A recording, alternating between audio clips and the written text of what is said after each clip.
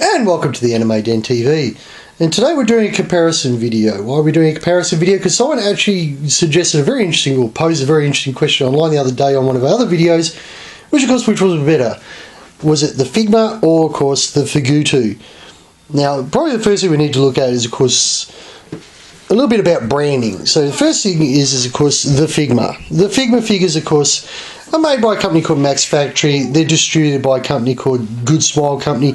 Good Smile Company is a huge company. They deal with a lot of product, and a lot of good quality product, and they use this as part of their release platform nowadays. So, if you look at GCS, they do, of course, the Android range, they do the Figma range, and they, of course, do their own statue range. Now, Figma actually, or Max Factory Figma came out around 2008 to best of my knowledge. And that's about all there is to say at the moment about Figma. The other thing is, of course, Figma makes generally three different types of figures. They make a sort of a standard release figure. They do also an SP figure, which is a special edition, and they do an EX figure, which is an exclusive. Now we, of course, come over to the Figutto. Now, Figutto, of course, came out around 2009. So about 12 months younger, or a year younger than, of course, what Figma is. And they're released by a company called Griffin Enterprises. So all things aside, that's a little bit of the history on the companies. Now let's look at, of course, the starting point, which is the boxes. Now, the Figma box, by comparison, you can already see, is actually smaller than what the Figutto box is. But like the Figutto box, the Figma boxes change based on the figure, the franchise, and all the rest of it. Even the Figutto boxes sometimes are smaller, sometimes larger. It's neither here nor there. Probably the big thing about the Figma is, of course, they love putting this nice big Figma bit at the front and on the top, where, of course, Figutto tends to sort of label themselves a little bit further to the side. They're not as prominent. When you have a look, Figutto's up here, it's not as prominent on the box.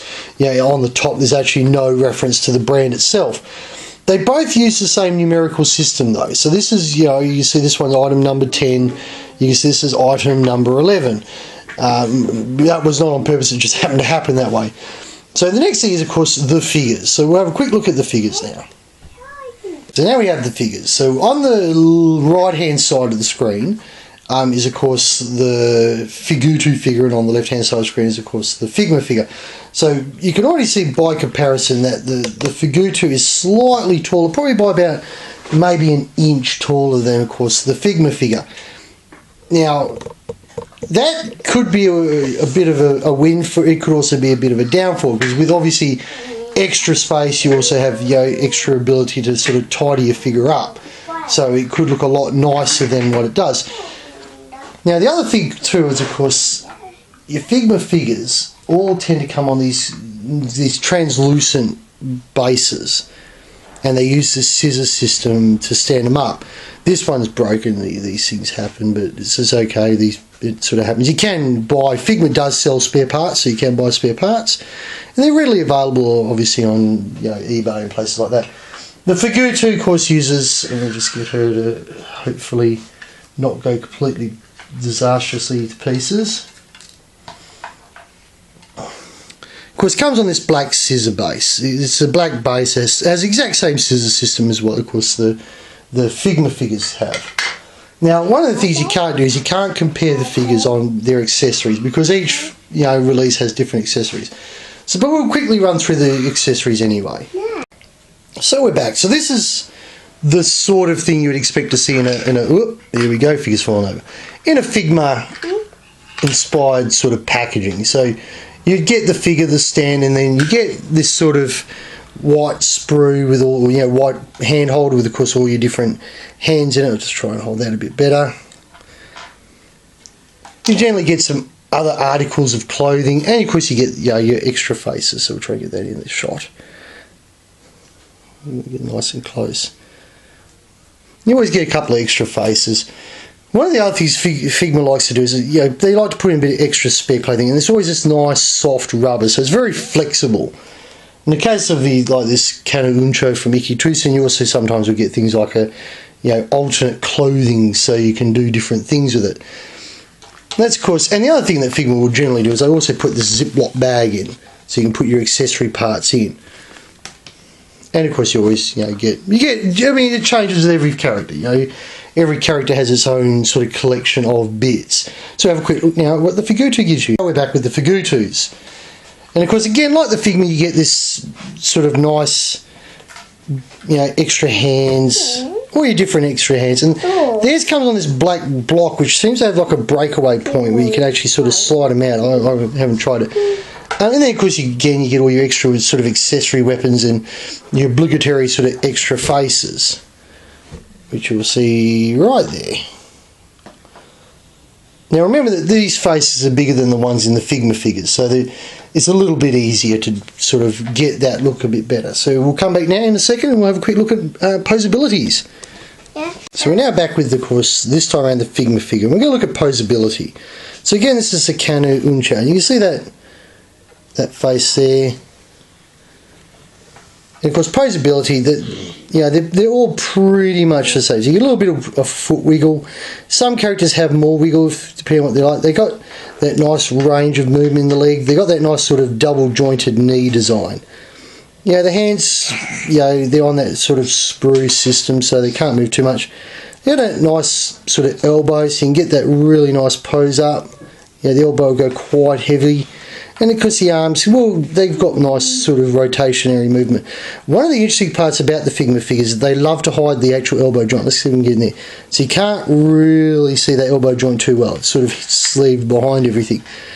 The other thing they tend to also have is really nice rotation on the hips.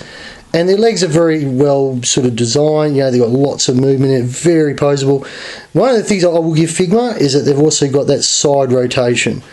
And they don't fall out when you're assembling. Anyone who's watched my other Figutto video will know that because they rotated and fell out. And the head it's got very nice movement on it.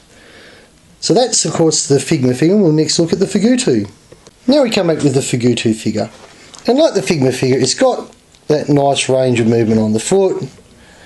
Not as much side to side as what the Figma figure has. The other thing too you can see the actual, if we can get it just at the right angle, you can actually see the ball joint. It's very prominent in the figure itself. The next thing is, again, it's got that nice double jointed knee. It's got a nice sort of motion. But again, you can see the knee joint. It's very prominent. It still has that sort of upward swivel. That hip swivel. One of the downfalls is that they've not attached the clothing to the upper, so when you swivel, it's the top's not jointed to it, so it's not a nice swivel. The arms, again, has a nice range of movement, so does the elbows. Probably not quite as much as the Figma figures. And the other thing too is you can see the elbow joint quite plainly. It's very exposed. Again, the head's got a nice movement on it, probably a little bit looser than what the Figma is. And the other problem too, and I'll come back to this in a minute, is a little something else. And that's the figure. So you can see that the paint-wise they're not much different. The skirts are very much the same, but they don't come apart. They don't have that sort of, you can't modify them like you can in a lot of the Figma figures. So we'll come back in a second, we'll look at something else on the Figuttos and the Figmas. Now we're back with the Figma figure, with the Kanu Uncha. One of the things you do with figures is you, of course, can remove their faces and change their faces over. Now the Figma figures tend to use this locking system, these lugs. So you can take an alternate face, where are we, and you basically just locate it in, and then you just press it back together, and it holds quite well. There's not a lot of problems with it once you do it. And it seals up quite nicely. I mean, you can always going to be able to see the join, but it's what you expect in these sort of figures. Now the Figutto has an interesting system. They actually use a magnet. They actually just see the magnet there. You see the magnet there. And they don't, unlike the Figma ones which have that nice sort of ball joint there, this one doesn't. This is the Figutto. They don't have that ball joint. They have a socket.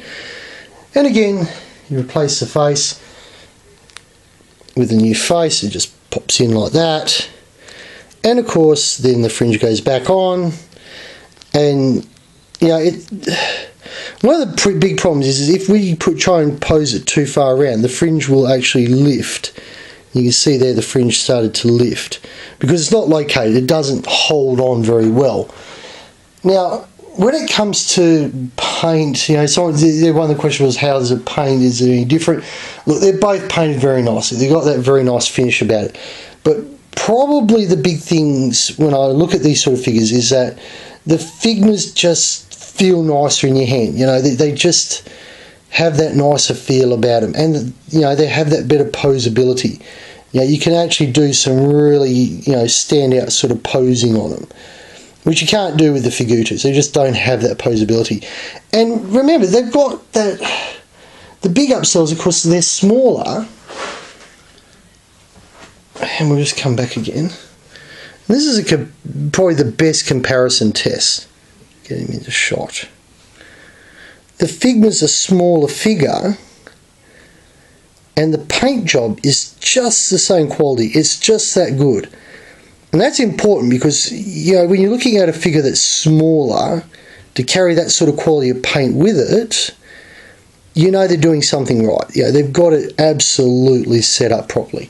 And that's probably where the Figmas win out, is that they're a smaller figure and they've got the same, if not better quality in the figure design, in the figure manufacturing, and just in general, it's a better figure. And it's a better known brand name too. Figma's so well known around the world, it's not funny. So, if you were to ask me, I would say Figma's always going to be a better figure, hands down. So that's a personal view. Thank you very much for watching, and we'll see you next time.